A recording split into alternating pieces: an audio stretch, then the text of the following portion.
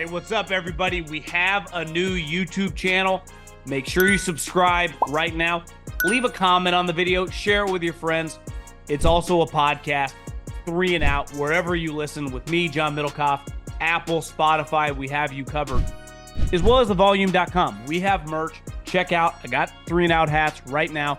Thevolume.com. Search the podcast. Buy some merch. Very, very easy to get in that little thing we call the Middlekauff mailbag. At John Middlekauff, my Instagram, DMs, wide open, fire in them. You spoke today on players needing to be coached hard. Can you tie that all to the bleeding hearts that said Russ deserved better than what he got on the sideline from Payton? There are countless videos of Saban, Smart, Muschamp screaming at players, and no one bats an eyelash. Chris Jones and his coach, Brady and O'Brien, I'd love to hear your thoughts and maybe your thoughts on about old school style coaching. Anyone on television that took the position of like it was unfair what Sean Payton did to Russell Wilson was simply trying to like go viral on Twitter, because everyone gets screamed at in the NFL, especially quarterbacks. I mean, the best dynasty of my life was most famously known for Belichick being in Brady's ass all the time. Screaming at I didn't mean to say it like that, but you know what I mean. Screaming at him in practice, going in on him in team meetings. Can't coach him hard. I thought it was so disingenuous. Now, I don't watch any of these shows, but I see some clips on social media by any defensive player that took that stance, who are constantly used to getting yelled at. Russell gets yelled at. If I can't yell at Russell, who am I allowed to yell at? It's very disingenuous, which I think a lot of these people, I think the problem for a lot of people in this quote unquote business live on social media, and they know what will get them likes and supported, because if you just tweet it out or went viral by going, this should not be okay, this is crossing the line. How many people on social media, which is a tiny little subset of society, would be like, yeah, go get him, you're so right, Sean Payton's so wrong. Football people are constantly screaming. It's the culture of football, especially when your quarterback, I don't know, is playing like shit. Sean Payton is also a yeller. So is it weird at all? No. I think football people can be very disingenuous about that when they don't like people. And let's face it, a lot of people don't like Sean Payton. He's gruff, big ego, super rich, right? Talks a lot of shit. Personally, I like those types. They entertain me. But I also think like there are a couple lanes that when something happens, like I know the way the media is going to be. They're a predictable bunch. And this includes a lot of former players now, because you get caught up in that little corporate mindset, right? They hate big business. They hate mean coaches. Like it's very, very easy. You give me a story, I know 95% of the side they're going to be on. They all follow the pack, right? You would have been an outlier if you said, yeah, who cares? But why can't he yell at him? Everyone, when I saw a clip of like ESPN, everyone was like, Sean Payton's a fucking asshole. Or he's just mad that Russell Wilson stinks. I know he doesn't stink, but you know what I mean. Penix is who the Vikings should take in the draft. He could be the next Burrow and step in immediately, make an impact with plenty of weapons already there. What are your thoughts on what the Vikings should do at quarterback? I actually think they're going to re-sign Kirk Cousins. Now, he might have a market, right? I mean, teams like, why wouldn't Denver be interested? Atlanta, the New England Patriots. So it depends on the number with Cousins, but I do think he was really good for him. And if you can get him back on like 1 year, $20 million deal and incentivize it up, or maybe 1 year, $15 million, and still look to trade up and get a quarterback. Right? The Eagles did that once upon a time with Sam Bradford when they traded up to get Carson Wentz. So the 49ers did it when they had Jimmy Garoppolo and they traded up to get Trey Lance. So I think you could double down. I think you could bring Cousins back, who 36 years old. It's not going to take some long-term contract. Now, the money, it's just guesstimating how much he's going to make. I have no clue. But try to do something like that and then draft a guy. If you want Penix, though, I mean, what's your guys? You guys have to trade up. I don't know exactly where you are in the draft, but you've won enough games that I think when the dust settles, I said yesterday, I think he goes number 2 or has a chance to go number 2. If he were to win Monday night, or just even if they lose and he plays well again, how does he not like be a lock top 5 pick? Really love your comments today regarding the culture of the Niners and the Rams. Those teams are a reflection of their coaches. Wanted to add just a little to your comment about the Navy SEALs and the training they go through. Yes, we do believe in training hard. Yes, we do lose people in training. But we also believe that the more you sweat in training, the less you bleed in war. Or, Greek philosopher once said, I can't say his name, we don't rise to the level of our expectations. We fall to the level of our preparation. Holy shit, that's a good one. It just seems that the Niners and the Ravens are just more prepared. As a Broncos fan, my team is out of the mix. So I find myself rooting for the Niners, the Ravens, the Lions, or even the Browns. Just a comment from what sounds like a Navy SEAL. So appreciate your effort. Appreciate your service, not your effort. Your effort's incredible. So, yeah. We don't rise to the level of expectations, but we fall to the level of our preparation. That's powerful. I'm gonna have to write that down. I might get that printed out and put it on the wall. Is there a reason the NFL Combine is not done in full pads? Take a guy like Puka, who ran 4.57. Is it possible that his play speed is close to that number in pads? Or maybe speed track guys that can run a 4.4 without pads, but once the gear is on, they're closer to a 4.55. Just doesn't make sense why you would want to scout a NFL player not in pads. I'd argue this. Even if they were in pads running a straight line, that's not really normal football, right? The only way you can replicate play speed is the way when you're getting, like, there's a corner in front of you. When you're running across the middle, there's a linebacker bumping you, right? If you're a running back, how you bounce after contact. So there would be no contact in a combine or a pro day. I think it would maybe look cooler, but I don't think it would change that much. I also think it would throw off. Everything's relative, right? And now they have the capability because of technology. They know your play speed.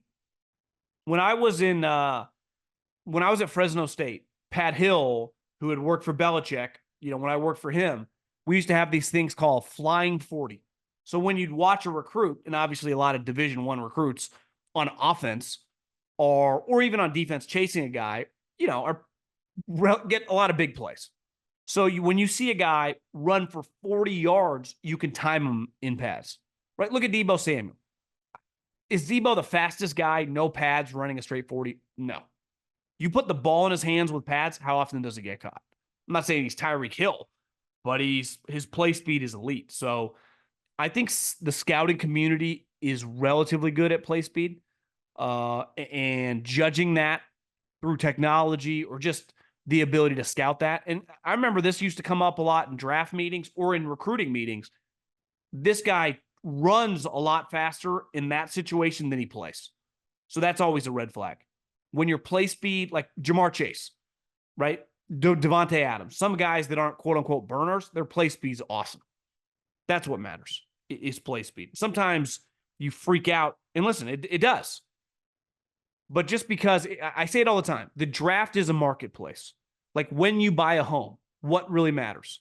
Square footage, how many rooms, how many bathrooms, what the kitchen looks like, how big's the backyard, how many car garage. All that stuff factors in to the value of the home. No different in the draft of like height, weight, production, speed. Now, I think the teams have tried to figure out a way to get the real speed, not just the combine speed. Because ultimately, Belichick said this forever, we don't pay guys to do the combine, right? We don't pay guys to run around in shorts and t-shirt. Pay guys to play football. It's a hard balance. Throw down on big matchups with DraftKings Sportsbook, an official sports betting partner of the NFL. This week, new customers can bet just $5 on the NFL and score $150 instantly in bonus bets. Download DraftKings Sportsbook now with code JOHN. New customers can bet $5 on the NFL action to score $150 instantly in bonus bets. Only on DraftKings Sportsbook with code JOHN. John, the crown is yours. Really enjoy listening to your show. I'm a lifelong Bengals fan and truly love what Joe Burrow has brought to the organization. Hard to blame you. From years of disappointment, I can't help but worry about his injury history. ACL, MCL, calf strain, now torn ligament and throwing wrist. What are your thoughts? Are guys able to stay healthier with age? I'm worried about as an Andrew Luck type early retirement for him. I would say the Andrew Luck situation, he's a very unique cat, right? Stanford educated, academic. I think a lot of people think he could be like the next athletic director or like president of Stanford. Joe Burrow's, Andrew was an excellent football player and I think liked football.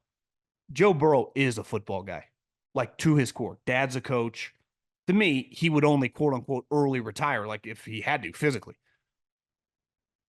Colin had a good point the other day when he talked about like this notion that just because Penix has a lot of injury history, that you're not going to draft him. Like life's full of risks. Success is full of risks. Most people get successful by taking risks. I say it all the time. Like if you're just, and I think this is why a lot of people in the media kind of hate the business world, because most successful people push the envelope. If you don't push the envelope, you're going to get lapped. You're going to stay in the slow lane, and the fast lane has some risk to it. You might get in a big car crash, but you also might not, and you could make millions, right? And it's no different than investing in players, investing in businesses. Like you got to take chances. And listen, part of the Joe Burrow package now, he gets injured a lot. He, to me, when I watched him against the 49ers, I was like, it doesn't get any better than this. When he's on, he's as good as it gets. Like that's as good of a football player as you're going to find. So it sucks, but I would not worry about early retirement. I would just more worry about we break down. And what can you really worry about though?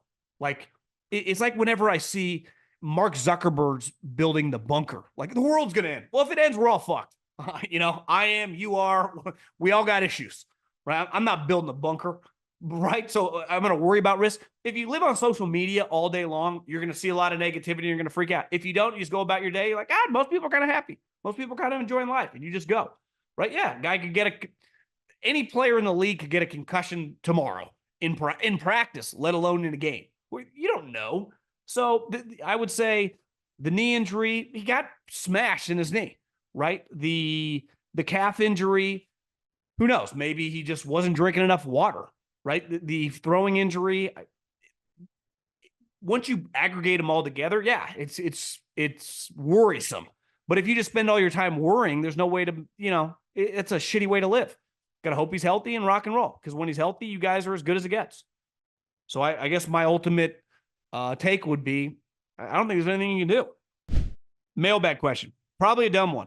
Last podcast and several others, you mentioned that something about defensive coordinators, even the great ones, not understanding the offensive side of the ball. How can a great defensive coordinator not understand the offensive side of the ball if their entire job is to stop it? Couldn't the reverse engineer an offensive game plan?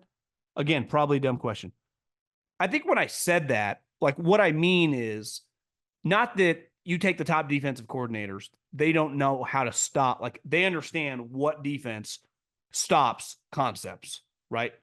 If you are like Kyle Shanahan and run the outside zone and run a lot of bubble screens or whatever your core plays are, I can develop a game plan to stop them. Like I understand route concepts, blocking concepts, the way that you move your protections. Like I get all that, right? And no different as an offensive coordinator, I understand the rules of cover 1, cover 2, cover 3, zone blitzes, right? All that shit. I understand it all.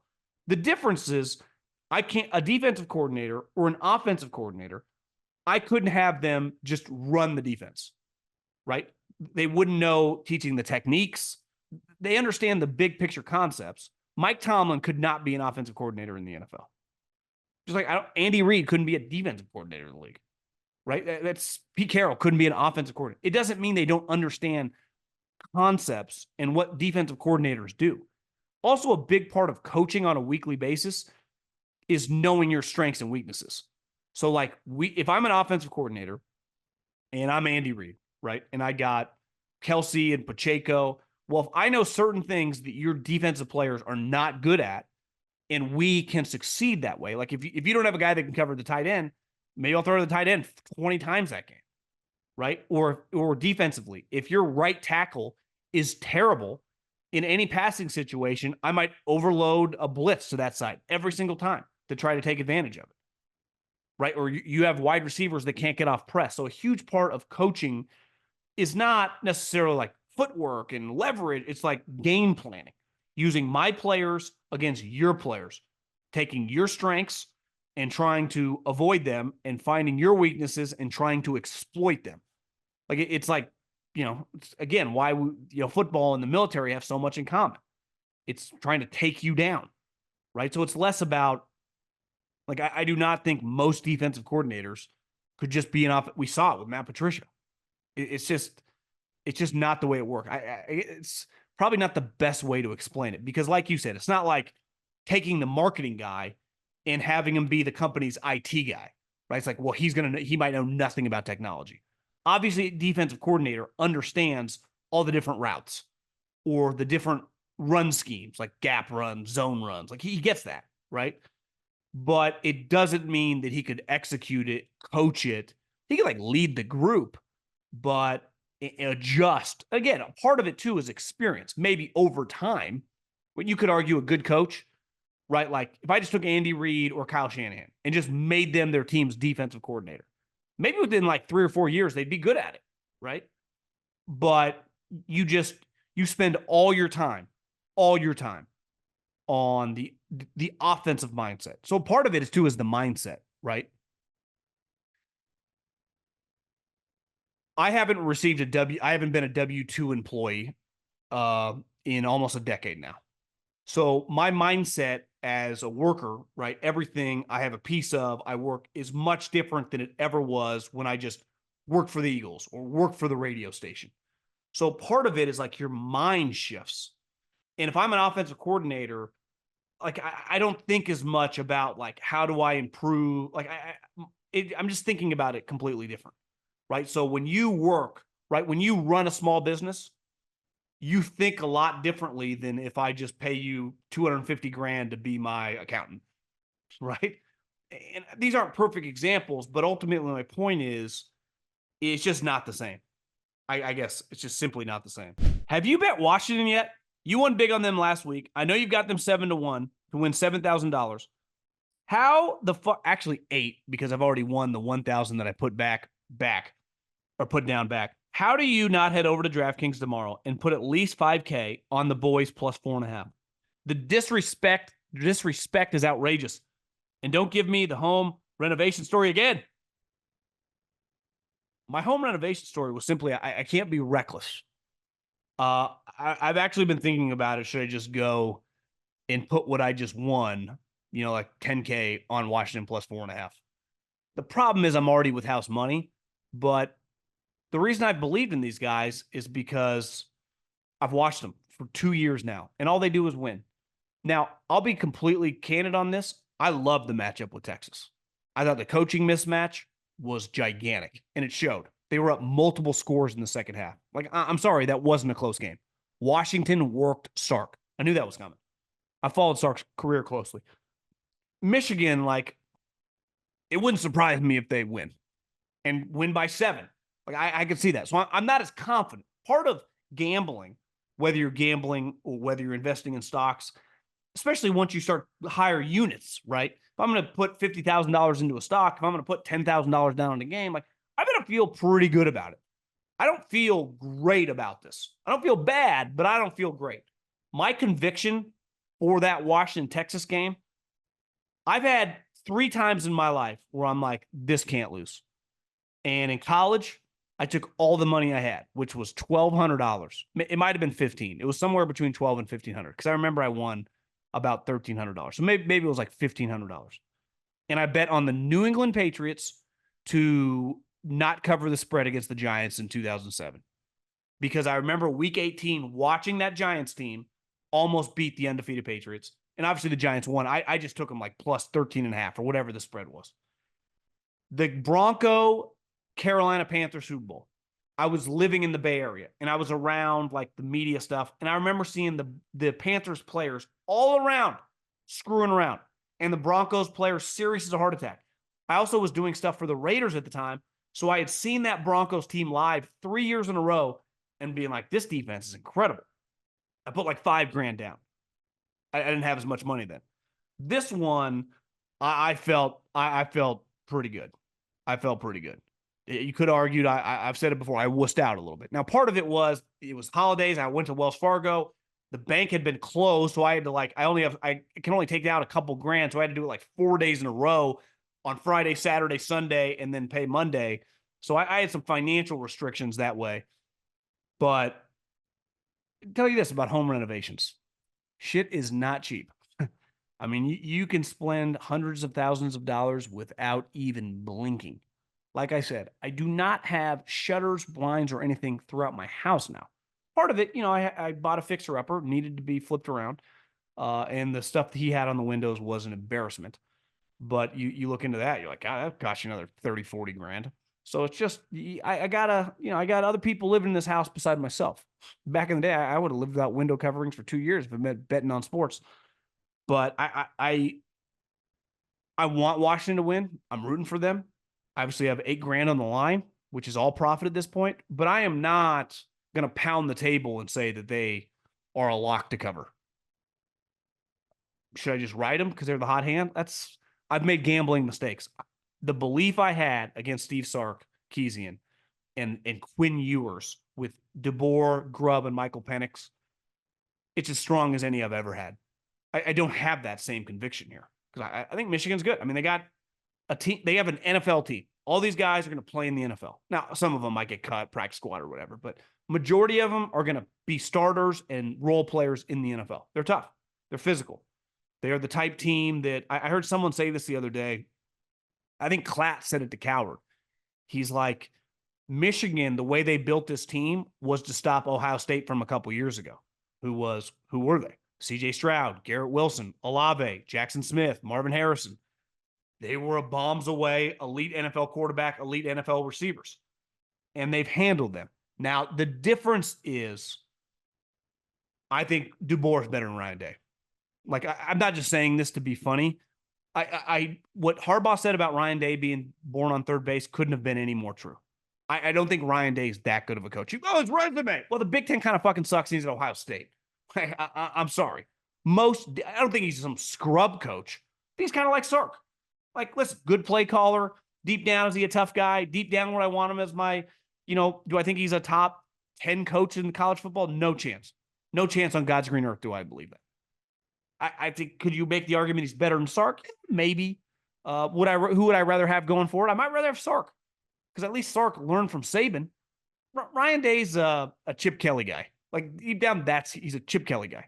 Sark's a Saban Pete Carroll guy. Now you can say he worked for Urban Meyer. Like, I don't know. Urban Meyer's kind of an outlier. Like, Urban Meyer's good for Urban Meyer. Like, look at some of his guys. Herman. I mean, I don't know. I don't see it. I'm not a big Urban Meyer guy. Not because I don't think he's a good coach. He obviously is. I just think he's a complete scumbag, fraud human being. But that's for another topic, another day. So yeah, I'm just not as confident. I guess I'll end it on that. I'm just not as confident. And adios.